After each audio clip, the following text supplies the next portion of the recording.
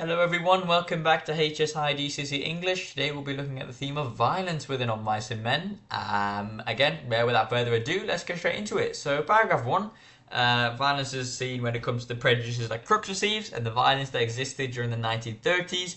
And it also the fact that Crooks has to suffer from racial prejudices, and on the ranch he's the bottom of the social hierarchy. He's even lower than women, which is actually true in the social hierarchy, especially in the southern states, which are the ones that had fought for the keeping of slavery during the 1861 to 1865 American Civil War. This can be seen by the quote from Curly's wife saying how I could get you strung up on a tree so easily, it ain't even funny. And that's just a reference to lynching, and is very common during the Great Depression, particularly mob lynching, when people used to actually watch as racial or coloured people would basically be lynched in front of a crowd by members of the racist organisation or collective such as the KKK. And, Candy, for example, even pauses in the relish of the memory when Crooks was beating the bunkhouse at Christmas by another ranch worker named Smithy. As Candy, sorry, pausing on the relish of the memory. Because, for example, it's Candy, he openly downgrades Crooks actually at the start of the book by saying, by referring to the N-word when it comes to talking to Crooks. And it just again shows, he's openly the ranch workers are openly racist almost against Crooks. There's open racism. There is no, rights almost towards coloured people, and especially at the time of the Great Depression, when lots of people were losing their jobs, there was often coloured people who would lose their jobs first to make way for jobs for white people. Therefore, Crooks also fears being canned, and hence Crooks actually wishes to join George and Lenny's dream, which is actually in my dream video that I made before this, so feel free to have a look at that video as well. Another character who's part of this, or the kind of theme of violence, of course, is Lenny, who's constantly committing some kind of deed that eventually builds up to his own death. For example, at the start, Lenny's responsible by killing mice by petting them too hard, and almost Lenny kind of builds up and builds up and builds up. He kills the mice at the start. He then kills a pup given into by Slim, saying, "Why you gotta get killed? You ain't so little as mice. I didn't bounce you as hard." And these deaths of the mice and then the pup almost foreshadows the death of Curly's wife and then Lenny's own death. The animals start to get bigger, and then Lenny earns himself a huge let-off when, for example, a fight actually breaks out between him and Curly. Lenny caused Curly to flop like a fish on a line, it was Slim actually who bailed kind of Lenny out by forcing Curly to say that his hand got caught in a machine, so Lenny didn't get canned. And this kind of, again, fear of being canned, you can tie to that historical context, because many of these workers were like kind of ranch workers and migrant workers at the time of the Great Depression, itinerant farm workers I have here. They fear being canned, fear losing their jobs.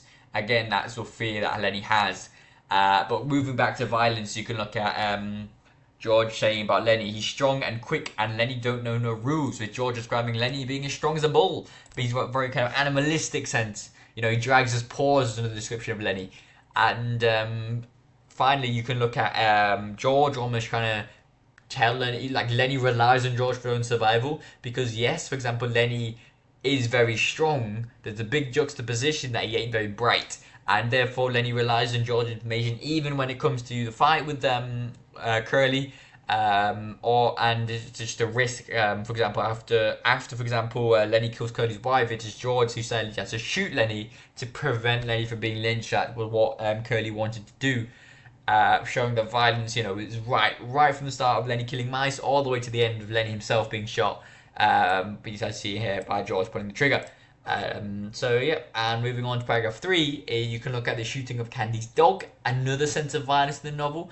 And basically, even after Candy's protesting, a look at the shooting of Candy's dog, because Candy says he has had him so long. Carlson, with Slim's approval, wants to shoot the dog because he can barely walk. And Carlson also says that the dog ain't no good. But the thing with that, either the dog and Candy and his dog, is Candy doesn't have any friends really. Because he's elderly, he's lost his hand. He's basically all he got is a swamper now. The only thing he had to remind him of goodness was almost his dog. He said he's hell of an old dog. He's hell of a sheepdog. Sorry, back in the day. He's had him since he was a pup. These are quotes, by the way, from Candy.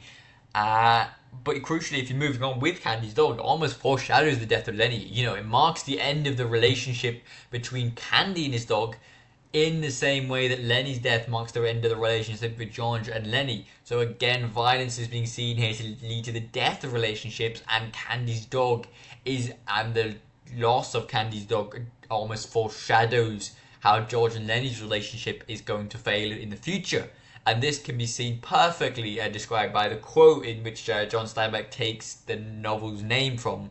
It was actually from a poem by Robert Burns that said, "The best laid schemes, oh mice and men, gang aft agly. No matter how well we plan for the future, things often go wrong." And that is where "Of Mice and Men" comes from for this title. And yeah, that is, you can look definitely at that. And also in terms of the historical context, if you want to look at the shooting of Candy's dog, you know, you can look about Candy's dog. You know, he was old. That's why he was shot. He had no use, and it basically shows the kind of social system at the time of the Great Depression was there's no pension for old people. They had to work or rely on family to survive because there was no pension until the Social Security Act of 1935. So yeah, and even Slim said, "I wish somebody shoot me if I got old and crippled."